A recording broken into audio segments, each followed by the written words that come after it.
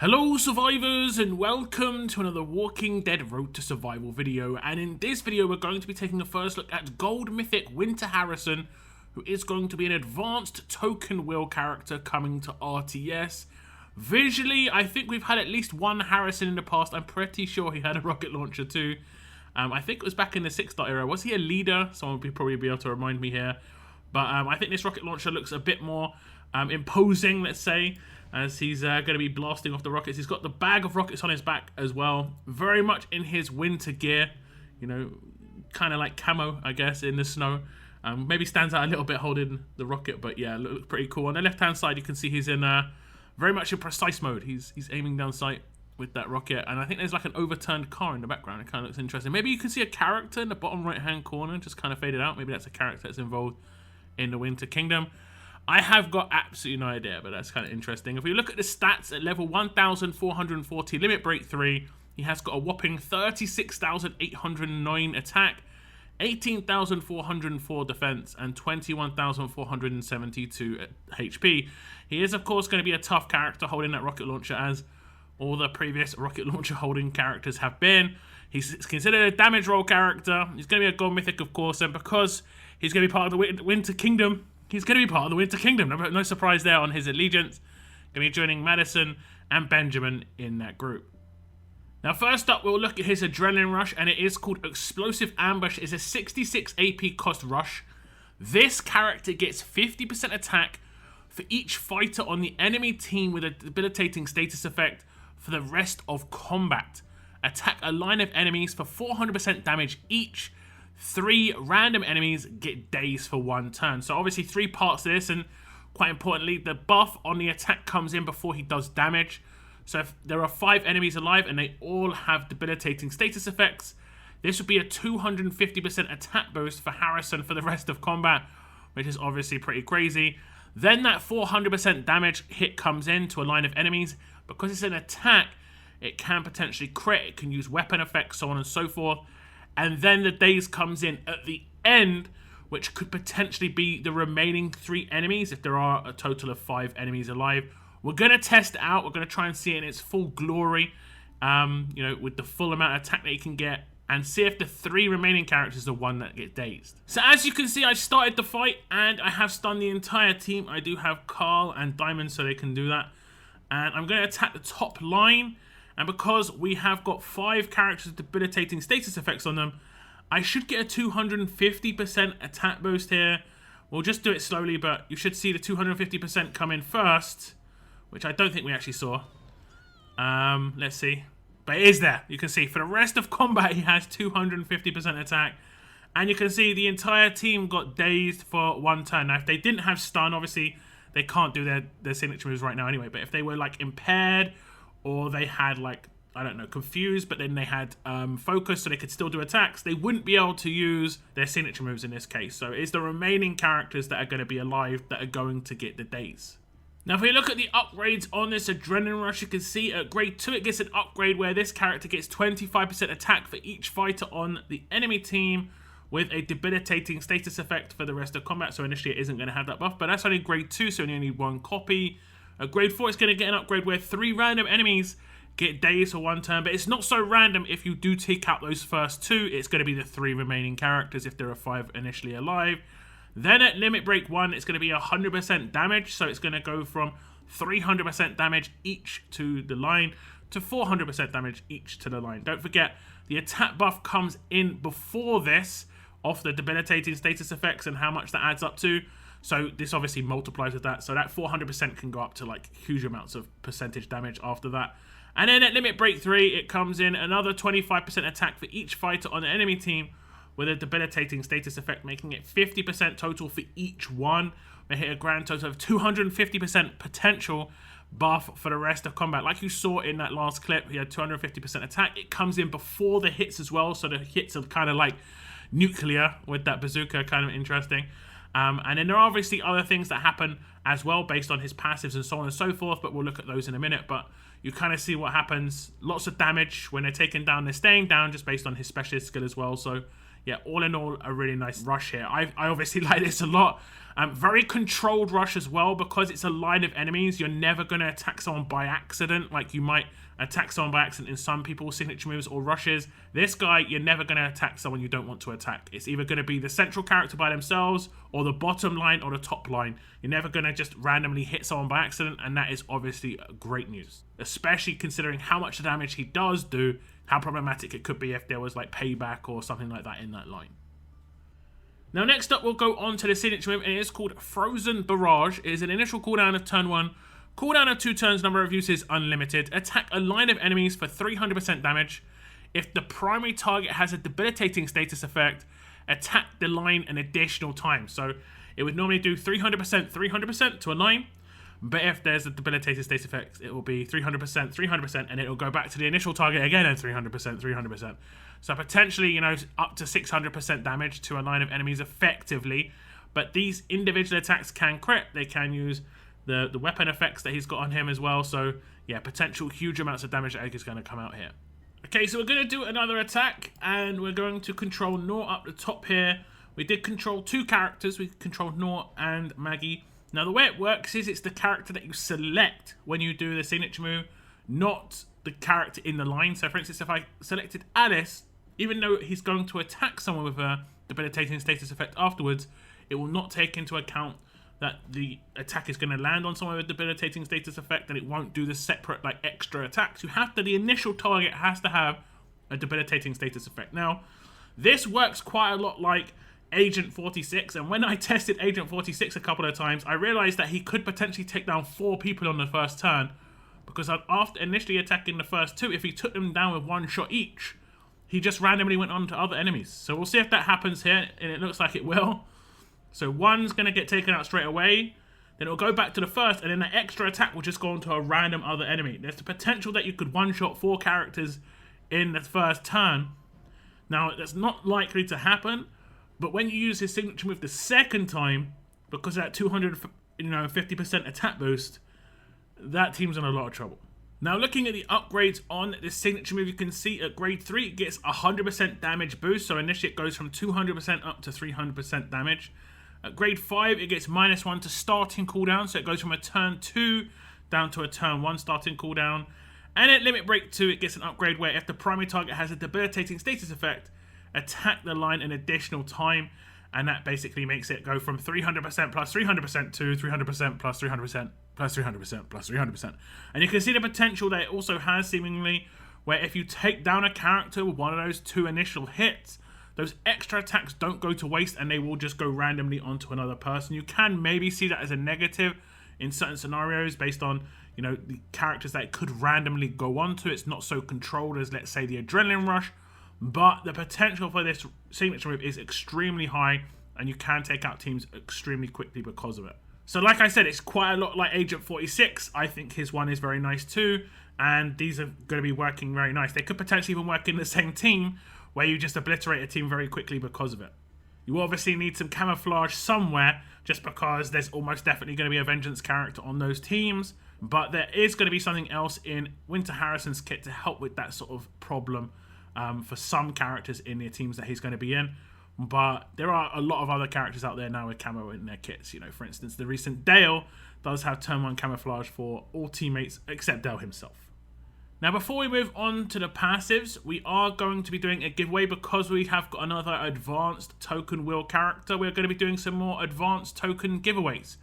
It's going to be a grand total of 20,000 to give away, 10,000 to the winner, 5,000 to 2 runners-up. All you have to do is type below a comment that uses the entry phrase, which is going to be boom. Okay, make that part of your entry. Make sure you make it as part of a bigger sentence so it isn't going to be spammed out by YouTube. If you enter, best of luck. The draw for this giveaway will probably be on Thursday the 29th of December because there will be no stream on Monday the 26th. So you get an extra couple of days to enter this giveaway if you so wish. Best of luck if you do enter. Now back to the video. So going over Winter Harrison's mythic abilities, the passives, he has got agility, which is going to help his signature move, rush, and basic attacks are all basic attack damage. So they're all going to be amplified by 20% damage each. The next one is called Victorious. Whenever an enemy dies, 100% chance this character and another Winter Kingdom Allegiance teammate get 75% Halo for 2 turns. This is actually pretty good, especially for Harrison, just because of the fact that if he goes off on a tangent on that signature move at the beginning, while he could potentially hit a character with like Bide or something like that, and then even if they've got Vengeance, it doesn't matter too much if you've got Camo on the rest of your team. Even if he gets taken out, the next turn he's going to pick himself back up again. It's pretty much like Shane's. I think Shane's got either a passive that does this or part of his signature move, where if he takes someone out, he gets Halo, and it's very, very useful. I will say that for sure. Next up, we have Weatherproof. At the start of each wave, all Winter Kingdom Allegiance teammates get counter damage reduction for 3 turns, taking minus 50% of the counter damage they would normally receive. And this includes things like Bide, I would assume things like the mods as well, Reflect mods, and obviously Payback as well.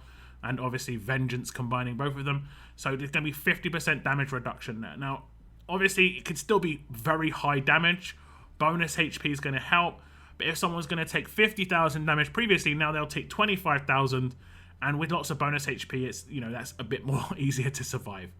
The last passive is called Press the Attack. Whenever an enemy is decapitated, 100% chance a random teammate gets 100% of their max AP. Now, we did kind of see that in a couple of clips before. You were seeing random teammates just getting rushes. And I believe this AP can even go to Harrison himself. And it should prioritize characters with higher AP. So potentially you could do a signature move and rush on that first turn, just based on the fact that the random AP could go back to him.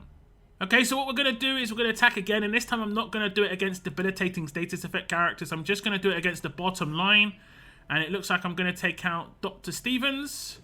Yes, we do, and I got 100% AP to one of my teammates, but it actually goes to Harrison as the priority because he had the highest AP already, and I could just command him straight away, and then this is when I could come in with things like the debilitating status effect. So now I can get a 200% attack boost because there's 4 characters on the enemy team with a debilitating status effect. I can then rush the top line, and I'm going to take them out with that huge amount of attack boost, and then I'm going to give 100% AP to 2 teammates. It did go to one of the characters I've already used, but the other one didn't, so I could potentially just finish things up with whatever character I had left over.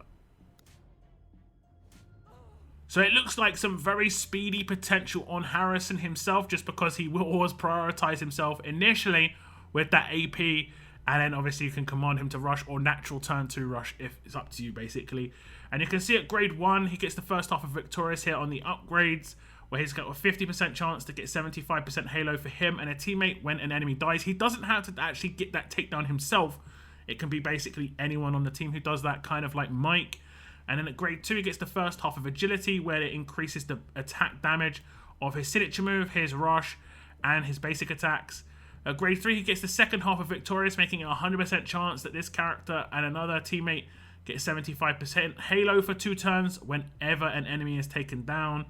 And then at grade 4, you can get the first half of Weatherproof, where all Winter Kingdom Allegiance teammates get counter damage reduction. Initially, it's going to be a 20% reduction on the upgrades here on the passives. And at grade 5, he gets the first half of Press the Attack, where there's a 50% chance a random teammate gets 100% of their max AP. But then we move on to the limit breaks, and this is where obviously it gets juicy.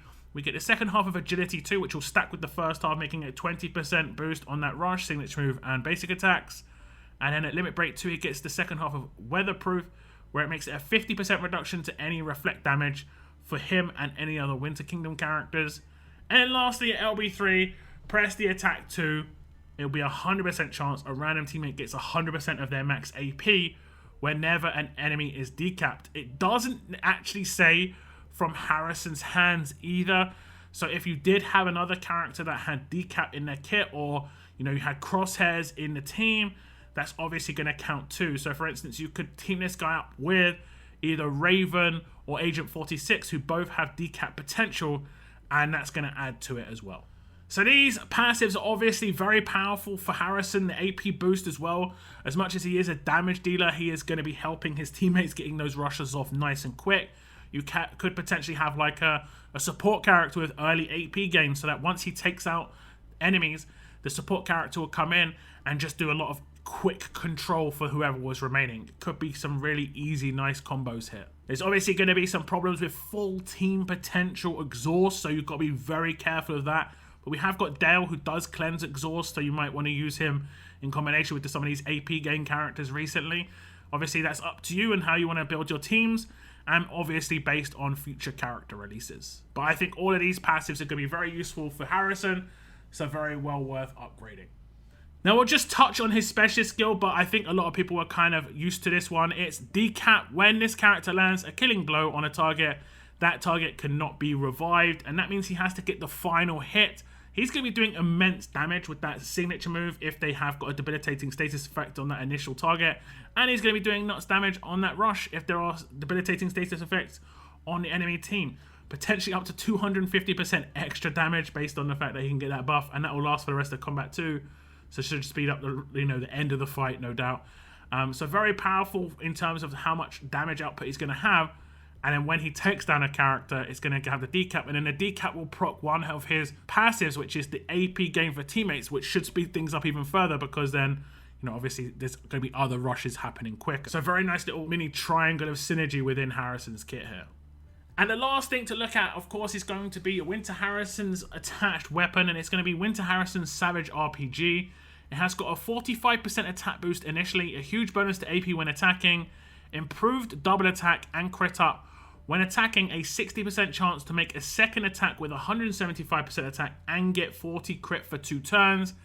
And in the last one, it has a unique allegiance upgrade where Winter Kingdom Allegiance, at the start of each wave, this character gets 10% AP for each Winter Kingdom Allegiance teammate on his team, which is going to be obviously really interesting. You can easily get this character up to 55% attack. But then you could decide whether you want to keep that last slot or not. If you're not going to be using a heavy Winter Kingdom team, you might want to switch it out for 1535 just to get initial damage. And you have got enough upgrades to do that because it's only 2 to get it to 55 in this case. And then you've got that third for free. Now you could be really cheeky and go for 55% attack and then just add 30 crit in the second slot. Because he's got such high potential of AP gain, he doesn't necessarily need AP on attack. Because if he uses his signature move turn 1 and gets a decap, he will get his adrenaline rush for turn 2. And then you rush on turn 2. And not many teams are going to be, kind of like in good shape at that point. And he's going to be obviously decapping a lot of people, giving rushes to the rest of his team. And they can clean up where Harrison's already done initial amounts of damage. Quite a few options on what to do with this weapon. You could, of course, just replace it with a weapon that you already have in your hands. If you did have a rampage weapon, it is worth noting that each and every attack that he does, when his adrenaline rush, his signature move, and his basic attacks would have the potential to proc that. So that was a first look at Winter Harrison, and he will be coming to the advanced token wheel like I said before, and he looks extremely powerful, can team up with some of the more recent characters to be released, but there are some older characters that he could team up. You saw I was using Diamond and Carl, and they can get some very easy early debilitating status effects in.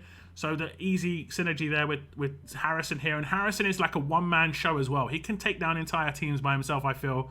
If you have the right characters next to him, I think his damage potential is going to be absolutely nuts. But teamed up with other damage dealers who have decap and stuff like that, it could be good as well, like Raven, Agent 46. I definitely like to see the combos that people are going to come up with this one. It'll be interesting to see, though, where people go with the weapon. I think there are a few options. I think 55% attack is obvious, but the rest is obviously user's choice. Now, if you do enter the giveaway, best of luck, guys. But that is the end of this video. I want to thank you very much for tuning in. And as always, keep on surviving, guys. Keep on surviving.